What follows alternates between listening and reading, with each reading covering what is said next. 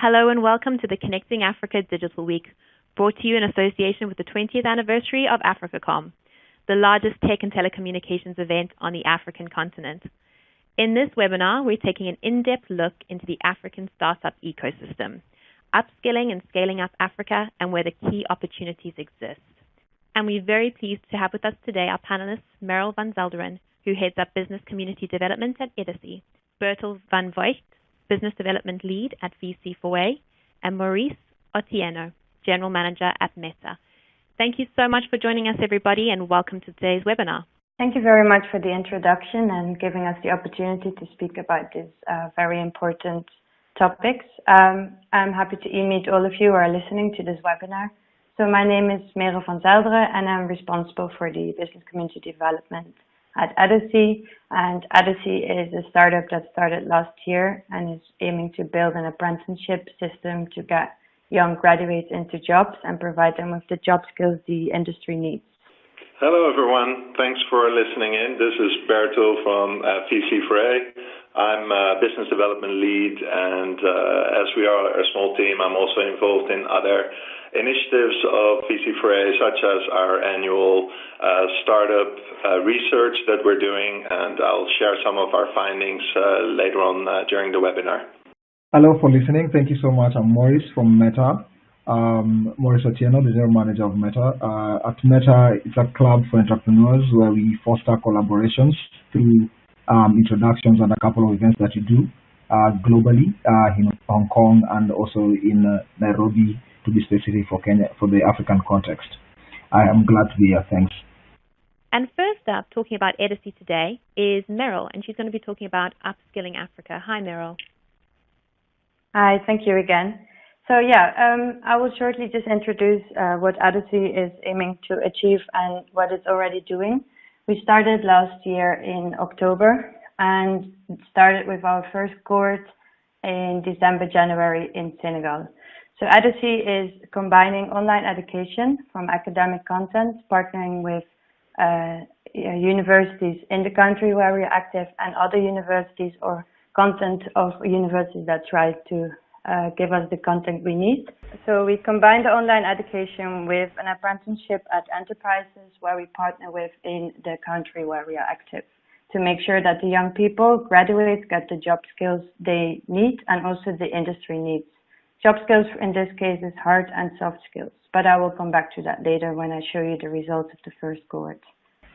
So our vision for in the future will be that Edison is the platform online used for training job skills across all roles everywhere. At the moment, we're just targeting young graduates, irregardless of their discipline of a master or a bachelor degree. All of them can just take part in the online courses that we provide on our platform. And now I'm just going to give you some small background information. As many among you know, are companies in need of finding their talent, but it's very difficult for them to hire the people they need to let businesses grow. They spend millions of dollars to create property training schools as a stopgap, but also millions of dollars to maybe experts or training to get the talents they need. Also, smaller companies, not to just talk about the multinationals, often fail as they cannot keep on hire the skilled talent. And over the next decade, skills would be the biggest limiting factor in Africa's economic and social growth. So at the same time, as I said, companies struggle to find their talent. There is also a very high percentage of graduates that are actually talented and in charge of a certificate of the university, but cannot find a job. So in that sense, the universities might not always train the job skills young people need and also the market actually needs. And at the same time, it's not in the same speed as enterprises develop, and universities should then in the same pace develop their curricula. So we decided then to go for a new approach where we train the job skills the young people need, and especially in the STEM fields, which are science, technology, engineering, and mathematics, to get specific job skills that high growth companies nowadays need. Our approach is Swiss inspired, the dual education, where we, as I said, make use of the MOOCs, which are the massive open online courses that students can just follow by themselves online, paired with workshops and at the end of the online courses, they will be then selected for an apprenticeship at the companies in the country where we are active in. So I will show you now a table what makes it more visible how it works. As you see, there are 3 months of preparation where the young people just follow these courses online, so they can do that in their own pace, but it requires at least a full-time commitment. These 3 months are at the same time selecting the best people we can target. So as you then see at the proctored exam, there won't be 1,000 anymore, but probably about 100 that make it to the exam. And from that, we then make the final selection for the boot camp. At the boot camp, we make the final selection for the 6 months apprenticeship. I will show you in a later slide how this actually has worked in practice. And at the end of the 9 months, so the 3 months preparation and the 6 months apprenticeship, the students will get a accredited certificate of EDIC and partner universities, and we hope to then place them in jobs or help them launching their own venture.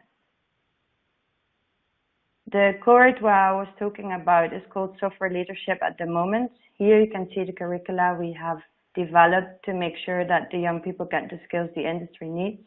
But we won't be just a software leadership company. We want to build more programs, cohorts, and then based on the needs of the enterprises. So things you can think about might be just an entrepreneurial track or maybe manufacturing automation. Then here are the results of cohort number 1. As you see, there were about 800 people enrolled in the beginning. They then made it to the dashboard, started their quizzes, and from that, as you see, it filtered through from a 700 to a 300, and eventually we had 20 selected from the first cohort to ensure the best talent possible, and those will then be placed in the company. And the current cohort is about in the middle of the apprenticeship model now. And among those enterprises, about 90% already said that they're probably going to offer the young people in the enterprise now a job afterwards. Here you have a small insight in the dashboard we have developed for the young people. So if you're a student, you sign up here and you will just automatically be guided through everything that is needed to make sure you get to the end of the 3 months and might be among those who will be selected for the apprenticeship. So that's basically it. And as we always say, let's get Africa moving. Thank you very much. And joining us next is Bertel from VCAA, who's going to have a look at the venture capital aspect of the African startup ecosystem. Hello, Bertel. Thank you for joining us. Thank you, Amy. And hi again. I'm representing VC for Africa, VC4A in short, and we started back in 2007 already as a LinkedIn group after one of our founders visited the Africa Venture Capital Association meeting in Dakar in Senegal, and he started to look online to see what can be found on startups and investors and organizations supporting entrepreneurs across the continent. And back then there wasn't so much to be found online, so he started this group on LinkedIn called Venture Capital for Africa.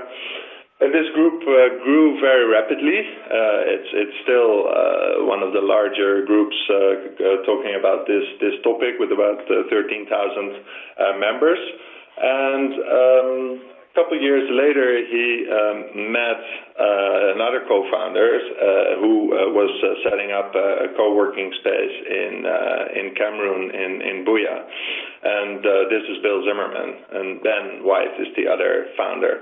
And both of them had met many entrepreneurs in Cameroon and Uganda, but also other countries across the continent, who were walking around with great ideas, with startups that were, in the first phase of their development, but who were really lacking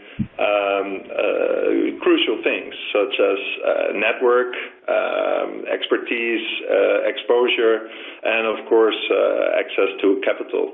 So when you look at the positioning of VC4A and where we focus our attention is really on companies that are after the ideation stage and before raising their first Series A or B round that goes to $1 million or more. So we say that most entrepreneurs are able to secure funding from the 3 Fs, the friends, family, and fools, as they're often called, or an angel investor for the first couple thousand that they need to start up their business, but they often run into trouble when they are looking for their first real seed round. And this is often referred to as the missing middle or the missing link in the financing of companies in developing countries, but also in developed countries. You see that it's quite difficult to convince investors to step in at that early stage. Yeah, that's really where we focus our attention. Most of the companies that you see on the platform are in this stage.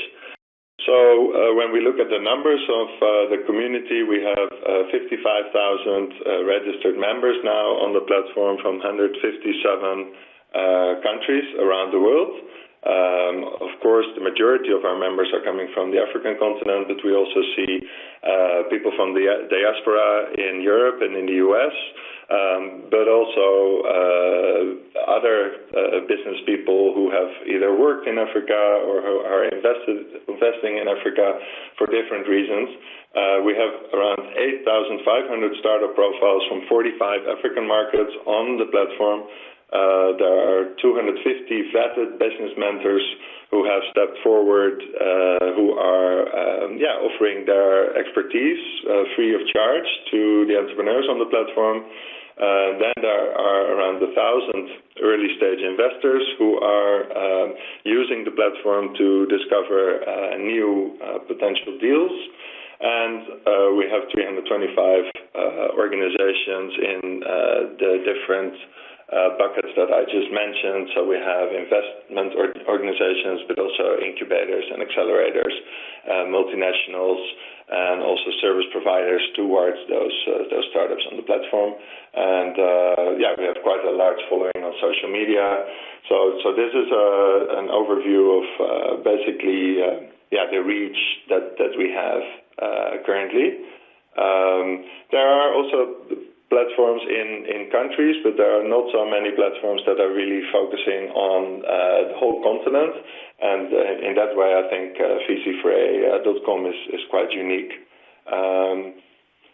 As you can see on the map on the left side, it won't really surprise people who are following the African startup world, but our largest memberships are in Nigeria, Kenya, and South Africa.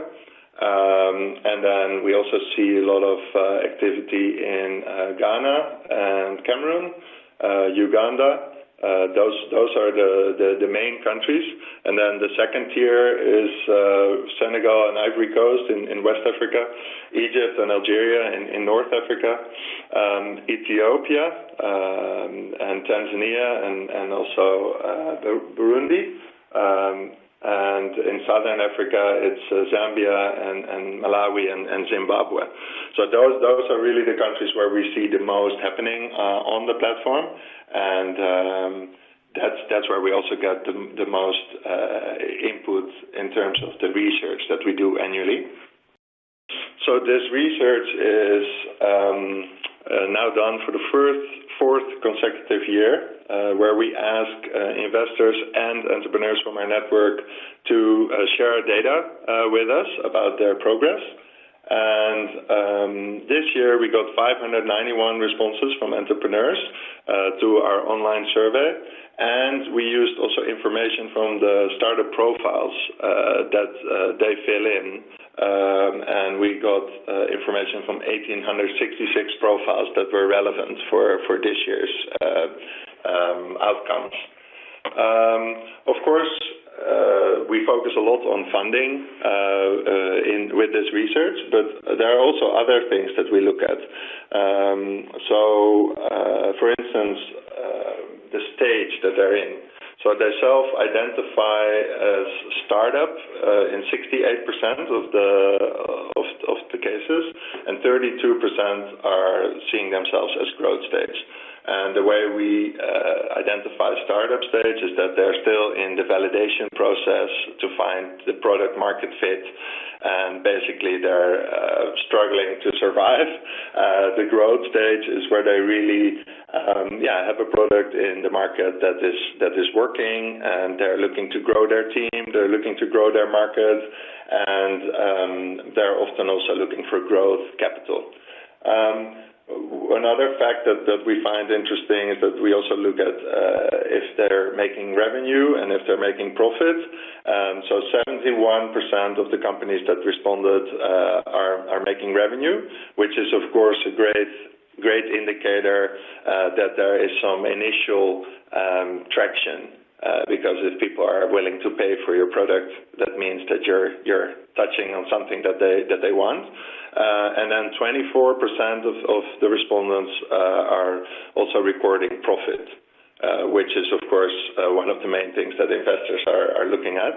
And then in terms of sectors, we see a lot of companies in the ICT sector, of course, and in agribusiness, and then also within ICT, they also are active in e-commerce and mobile and education.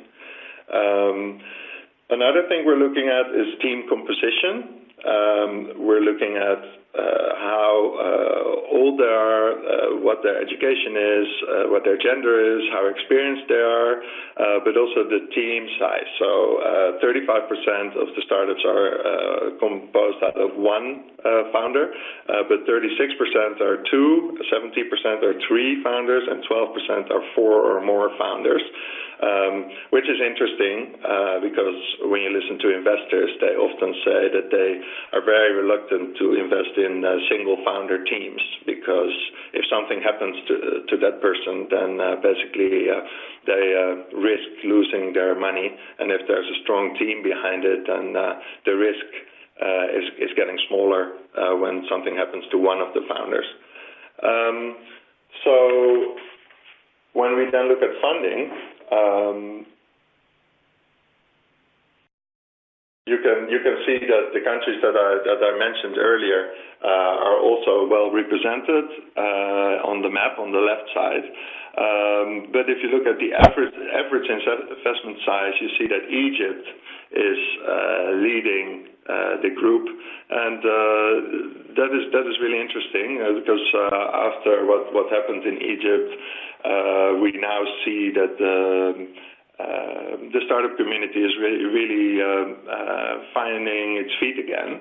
And although the number of deals is higher in countries like Kenya or Nigeria, you see that the average deal size is really much higher than the rest. And previous years we always saw that South Africa was leading, but now it's Egypt, and then followed by Uganda, and then South Africa, and then Kenya, and then Nigeria.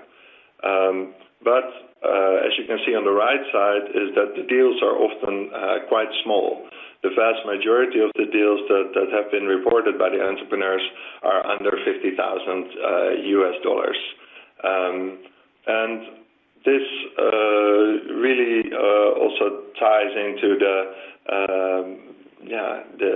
thing that I mentioned earlier, is that a lot of companies are struggling to raise that first funding, and when they do, it's often smaller amounts.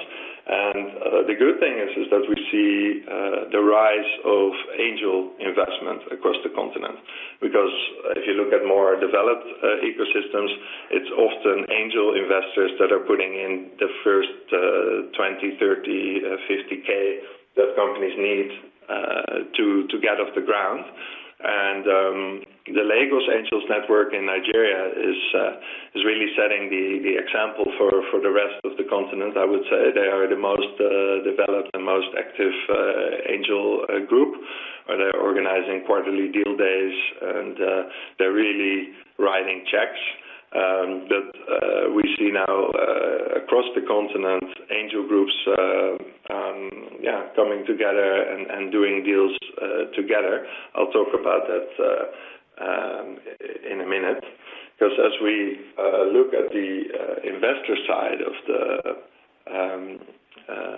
the research that we do, we got responses from 111 Africa-focused investors. And when you look at the pie chart on the left side, you can see that 1/3 of that group is actually considering themselves as being an angel investor. And the good thing about angel investors is that they are investing their own money, but more importantly, their own time and network and expertise into the companies they back. And we really believe as VC4A that this is a crucial development, because also if other angels want to invest in Africa, but they are not in Africa or in the country where the startup is, it's much easier to group invest with someone who is on the ground and who can spend time face-to-face with the entrepreneur, who understands the local situation, and then other investors can just basically join the group without having to be on the ground. So we really see that is a trend that is ongoing, but at the same time, that also shows that there are a lot of really new investors coming in. When you look at the graph at the bottom, you see that more than 50% of the investors are active less than 5 years. So often we're talking about startup entrepreneurs that need a lot of support to succeed. But I think you can also say that on the side of especially the angel investors, who, for them it's quite new, and they have the expertise of setting up a business themselves, and they have often made quite a lot of money with that. But they're not necessarily experts in investing. And so they also need help with that. And that's why VC4A is also part of ABAN, the Africa Business Angels Network, that is really helping angel groups to set up. And they also organize, for instance, master classes for starting angel investors. But then when you look at the whole group of 111 investors, you see that 1/3 of those have exited. So often it's said that we need to see more exits in the market, and we do, because more exits will also attract other investors who will show interest. But a lot of those exits are also not announced publicly. So I think that on the side of the investors, there's maybe sometimes reluctancy to share those exits, or they do it for other reasons that they don't share those successes, but they are definitely happening. Then when we look at the next slide, here you see that the average investor ticket size is growing a little bit. So last year it was really the majority was smaller than 25,000, and there again we also see the impact of the angel investors who often don't put in a lot of money. It's often like 10,000, or with 2 or 3, 30 to 40,000, but not much larger than that. And now we do see the ticket size go up a bit. So now the majority of the investment sizes were between $25,000 and $100,000. But it still indicates that it's still early days on both sides, both on the entrepreneur ecosystem but also the investor ecosystem. We're not talking about Silicon Valley yet, Silicon Valley also took a long time to build. I think when you look back, it's only about 7-8 years that we see innovation hubs coming up. I think iHub was only started in 2011 in Kenya, and now we're talking about, some people say 300 to 400 startup hubs or innovation hubs across the continent. So it's still fairly early days for both sides, for the entrepreneurs and for the investors. What is an interesting slide for the entrepreneurs who are watching this, I think, is what investors find the most important things when they make their decision. And the most important one is really the quality of the team, of the founding team. And that is also what we found when we were looking at a data set of 100 startup or emerging companies in the research and 100 established or growth stage companies in the research. And we really saw that the teams in the growth stage companies are better balanced in terms of age, in terms of size. Also, they're often better educated than the other companies in the data set. And what is also interesting to see is that they're often involved in B2B models instead of B2C, because B2B is maybe a bit easier to grow, as the contracts are also larger, and with B2C you really need to have a high volume and low margins, while in B2B it's more about larger contracts and also long-term contracts with other businesses. So these are some of the findings of the research. If you really want to dig deeper into all the data that we found, you can go online. You can go to vc4a.com/research. There you can download a free summary of the research when you create a VC4a account, or you can get access to the full report, which will cost you $80. When you're an entrepreneur and you're listening to this, when you fill in your VC4a company profile and you share your data with us, then next year's report will be free. So that's it for now, and thank you very much for your interest, and you can reach out to me if you have any questions later on. Thank you. Thank you so much, Bertel, for sharing your research with us and VC4A's findings. Hi there, Maurice, and thank you so much for joining us. Can you share some of your key findings around Meta and what you do at Meta, the platform that connects innovators? So I'm Maurice from Meta. I'm the general manager at Meta, heading up the Meta's operations in Africa. Meta is a platform and a club that connects innovators and the entire ecosystem and drive action towards fulfilling some of the problems that are within the ecosystem. And part of what you do is actively go out there and look for people who can support startups, be it your investors, corporates, industry experts, SMEs, co-working spaces, and bring them together within the space in various ways to help each other through some of the workshops that we do host at the space. With the workshops, we intend to just push learning to the startups to learn a bit more about anything that they don't have expertise on, like, for example, legal IP workshops or digital marketing skills, investor pitching, financial modeling, and we bring in industry experts who are part of our members to run these type of events within the space. The membership not only means that we have a physical space only, but also virtual membership, which means we have over 1,500 members across the globe. With the Meta Hong Kong, the physical space being there, which has about 900 plus members, and Nairobi having 450 members. We have also other members in other countries in Sub-Saharan Africa.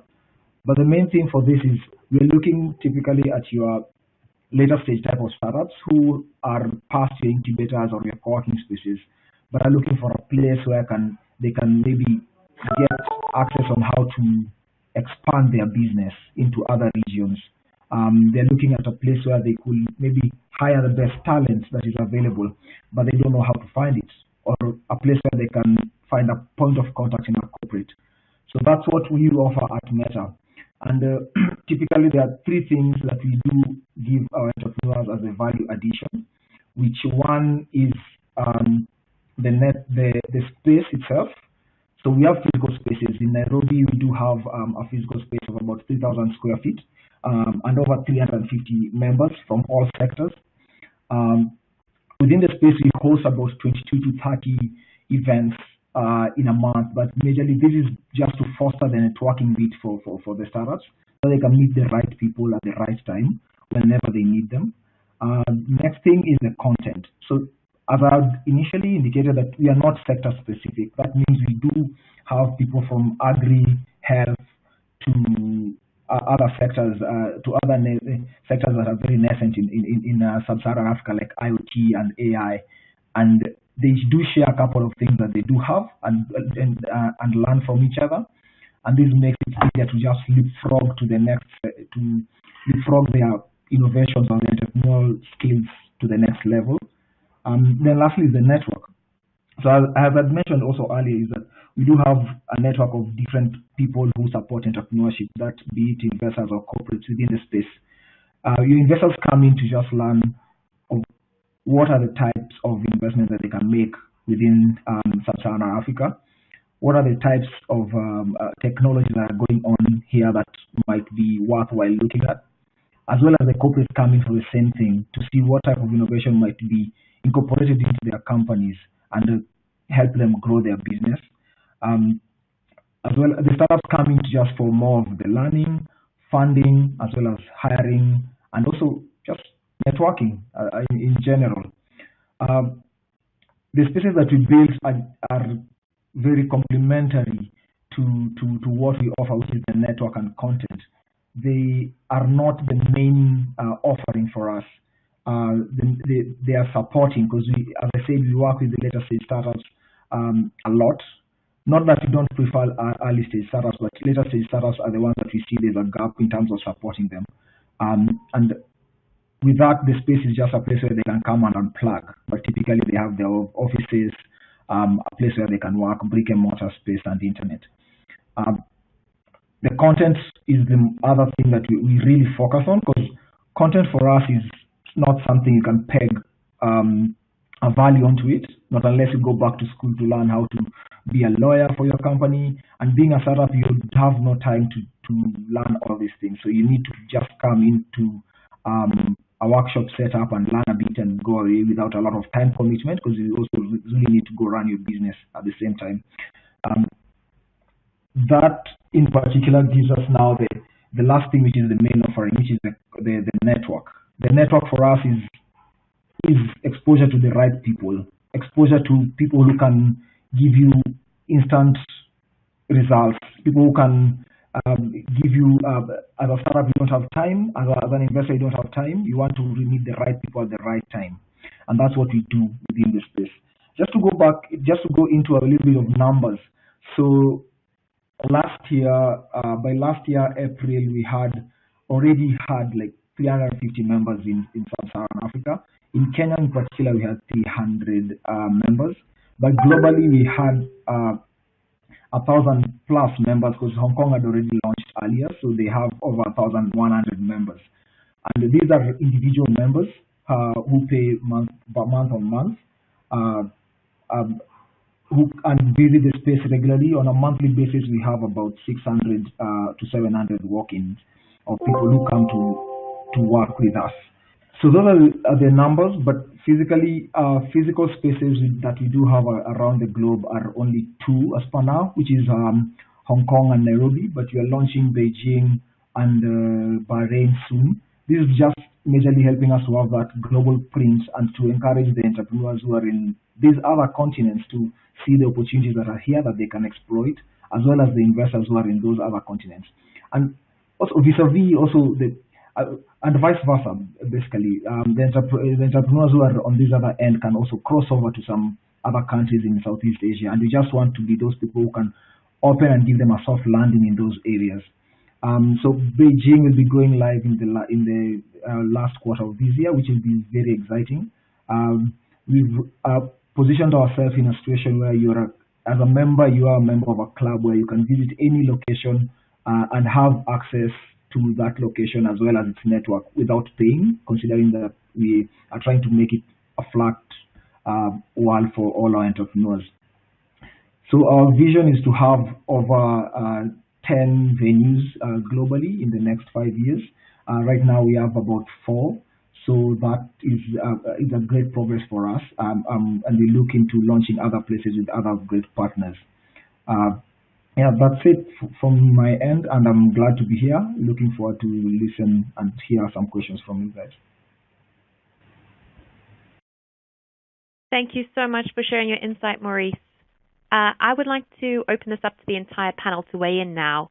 And just with reference to what Meryl said in her presentation originally first up, why do you think there is such a disconnect between tertiary education and industry needs still in 2017? Thank you, Amy. I think it's not necessarily 2017 disconnect, and especially in the time we're living in at the moment, I think that the industry moves much faster than education can actually move. So in that sense, I think it's really difficult for education at the moment to really sort of stay up to date with the current curricula, what the industry needs. So in that sense, I wouldn't connect it to a 2017 sort of thing, because it's a problem that has already been there for a longer time and it's actually only increasing. So maybe the other panelists have some insights for this as well, because I think it's a very interesting discussion to see why this gap is actually only becoming bigger and bigger. I think, in my perspective, the world has become more digital in terms of digitalizing a lot of the operations, and it changes a bit more in terms of the business model and how things are thought out. So the schools also, or the tertiary institutions, need to be more proactive in terms of catching up with the local trends that are going on, so that their students or their graduates can be more competitive into the market. When you still lecture or teach in a very traditional way and a very traditional way of thinking, then it becomes a bit difficult to adjust in a more digitized and very fast-growing economies. I think that would be my only take out into this, because I think the tertiary institutions need to adjust in terms of also as digital encroachment and digital growth is also growing into in the countries.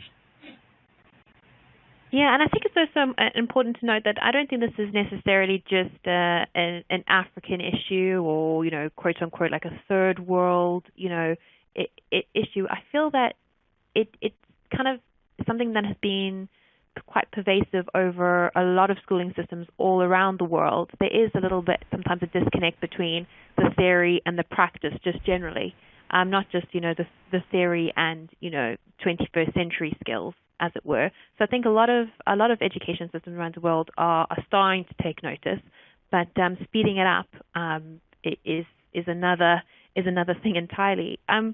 Looking forward to the rise of the fourth industrial revolution in Africa, how can technology, do you think, be used to foster the entrepreneurial spirit, and how has the entrepreneurial mindset kind of shifted in the last 5 to 10 years or so with the rise of new technologies and innovation, and at hubs such as yourself and VCAA and Meta and EDC? How are you seeing those things on a day-to-day basis changing within your organization? Yeah, if I may, I think that, of course, technology, not just in Africa but everywhere around the world, has made starting a business cheaper than ever before, I would say. So with the introduction of the web and being present online, but also being able to get software as a service solutions for your company, but also online marketing and reaching consumers through their mobile phone and social media networks is basically taking a huge step compared to the times where you needed super large marketing budgets and also large budgets just to start up your company. Now, basically, with a laptop and an internet connection and a good idea and a good pair of brains, you can start a business. And I think that the entrepreneurial spirit that we see is definitely growing, and people see opportunities. There are a lot of really serious entrepreneurs across the continent who see the opportunity and also more and more adapt their service to the needs of the market. I think if we look back a year or 5 or 7 years ago, also spent some time in Kenya in 2012 to 2014. I think when it sort of just started with competitions and a lot of international exposure to startups coming out of Kenya in this example, was that there were a lot of people who came up with nice apps and cool ideas, but they didn't really test the market before they launched. So they also disappeared quite fast. And I think that this was a cycle that people had to go through, not only in Kenya, but also in other markets where maybe they failed and then started a new business, or saw others fail and then starting to realize that you can only succeed if you have paying customers. And so the focus on really the fit into the market has made sure that there are more and more companies that are reaching the growth stage. And we are involved in a program called XL Africa, which is funded by the World Bank, and we closed the applications in June, and we're now looking at the selection of the 20 that will be enrolled in the program. And we were really overwhelmed by the quality of the companies. So this program is really focused on later stage companies that is looking to raise their Series A. And there are so many companies that met the criteria, and that is really encouraging to see. If this program would have been out in the market a couple of years ago, I think the situation would be very different.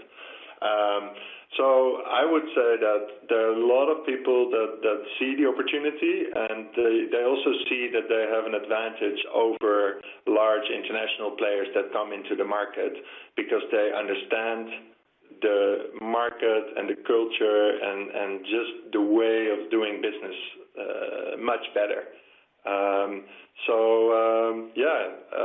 From our perspective, we see that there's a growing group of entrepreneurs that is getting into a next phase of their startup, and that's really, really good to see. If I may have a comment here, I think that this entrepreneurial spirit that comes up is also a sort of way to connect tertiary education and industry again with each other. And at the same time, what I find, I think, as how you're asking us, how can technology be used to foster entrepreneurial spirit? I think technology has, first of all, made so many more people aware of what actually can be done, and that now it's sort of spread the news and things are really going into that direction. But what is also very important, I think, is that we should not sort of generalize the way entrepreneurs think. We should definitely differentiate who and what is an entrepreneur in a specific context and space, because it's not that an entrepreneur in the Netherlands is the same as an entrepreneur in any other country, or which region you want to take. If I may jump in, I think how technology has fostered or how has it supported entrepreneurship is my take, it has really helped hugely.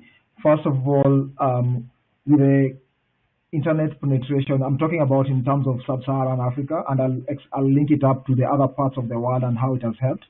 So with the internet penetration and the computers and mobile phones becoming cheaper and accessible to most of the people.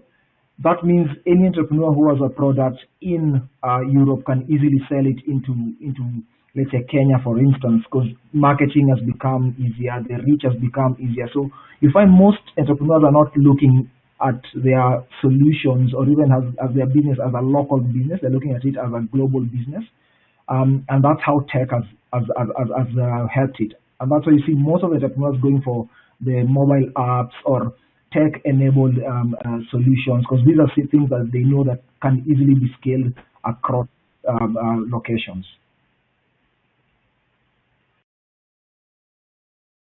Wonderful. Thank you so much. And kind of leading on then to the next bit, what do you think are the biggest incentives then for individuals to consider establishing a startup and to kind of put that entrepreneurial mindset into action?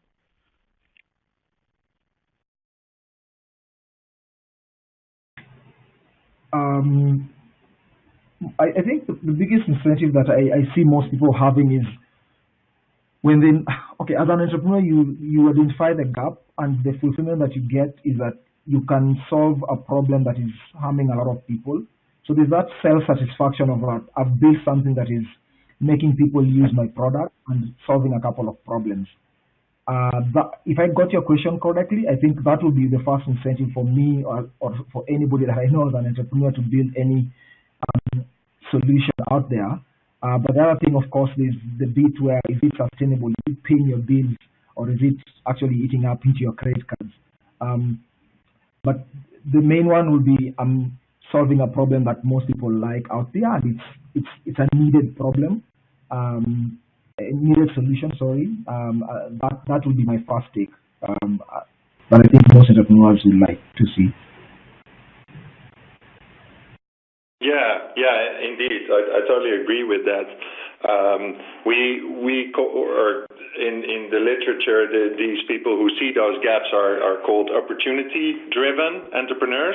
They basically see a gap, like Marie said, and they experience it themselves because they are in that market and they have that issue and they want to basically solve it. On the other side, you have necessity-driven entrepreneurs who are basically not finding a job or just needing to start something to sustain themselves and their families, which it's also a definition issue, right? So when we say startup, we talk mostly about opportunity-driven entrepreneurs who can potentially really scale their business, and necessity-driven entrepreneurs often end up building a small to medium-sized enterprise, which is really great, and they are a major source of employment also. So where you say they want to become an employee somewhere, but they become an employer and they employ a couple of people, which is really good for an economy. I think when we say the word startup and the companies that are enlisted on VC4A, the majority of those are the ones that are indeed seeing this gap in the market and applying technology to make it scale in their city, in their region, in their country, potentially worldwide. And those are the types of businesses we focus on. I was about to say exactly the same, because I think also that due to the high unemployment, many young people see another way to go, and that is establishing their own startup as they might be more creative as they see gaps within society and want to solve that.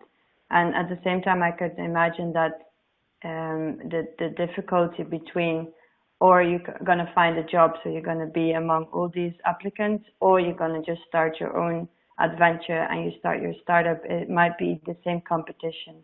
So I think, even though it's a sad thing that an incentive is high unemployment, I think it definitely plays a role. But I was wondering as well that would you both say that an incentive to become a entrepreneur is also due to the awareness among, should say globally, that more people are interested in doing it, because when I was at school, so 10 years ago, maybe on the secondary school, I wasn't aware of entrepreneurship, whereas I see nowadays many more people becoming aware of being an entrepreneur, and that's something interesting to look at as well. Okay, yeah, but what I would also say, I think it's also generational. There's a certain generation of people who also want a bit more of independence, where they consider more of employment, especially in the big corporates, as being tied down and not free to make decisions. So you find most of the generation, they call it Generation Y right now, most of them are more inclined to finish school immediately, go start out something, because they want that type of independence and they want where they can be hard. So I also think, apart from only necessity as well as identifying gaps, there's a generational piece where it comes in, and you find most people also being encouraged to start something because they see mostly either their peers or how they've been brought up to be more entrepreneurial. So I'll also go for that as an option to just explain your last question. And just to kind of have a look at the near future then, what do you think are the hardest sectors for growth in various verticals? I'm thinking about, ICT 4D, especially e-health and ed-tech. What are your predictions? Yeah, so when we look at trends at VC4A, like I mentioned also earlier, is that you see really the use of technology in other sectors that is taking a huge spike. So before there were people who were, setting up social media networks for their own country or in a niche in their country around football or all kinds of sort of nice ideas, but it didn't really take off. And now we see applied technology in, so solar is of course a big example where Mcopa made a lot of headlines in East Africa, where people are now able to sort of on a pay-as-you-go basis are able to pay on a daily or weekly basis for the renting a solar system in their home. But you also now have a startup that is focusing on LPG gas, so Pego Energy, also in Kenya, where you can now hire a set to have a gas cooker in your home, and you pay through mobile money. But we see a lot of happening in agri-tech around weather forecasting, around when to plant and harvest and all these kind of things. But also fintech, of course, has been used, has been mentioned so many times as one of the big fields of growth, and in insurtech, where insurance now also becomes accessible for people with small incomes and being able to pay through their mobile wallets. But for me, also personally, education is where I see a lot of potential for growth, as the average age across the African continent is so low. And there's so many young people now coming in their teenage years. They will all look for education in specific areas that they can maybe not find through their own education system, as was mentioned before.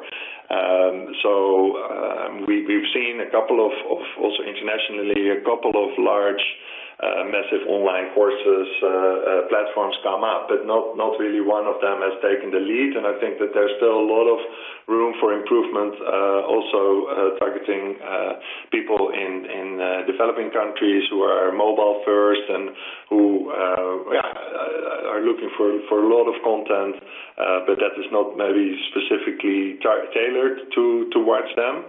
So I think that there's a lot of opportunity there, and I'm also saying this because as VC4A, we're also starting an academy, the VC4A Startup Academy, where we are basically discussing topics that concern startup entrepreneurs in 3 chapters. So it's start your business, grow your business, and finance your business.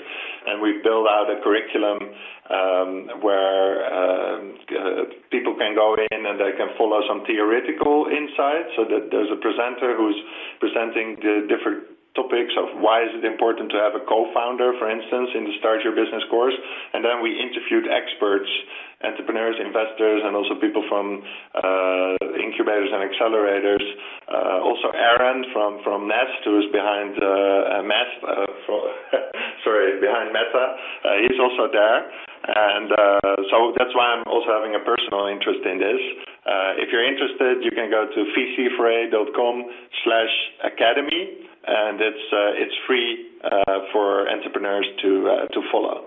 But this is just a side note. But I think that education is a big opportunity.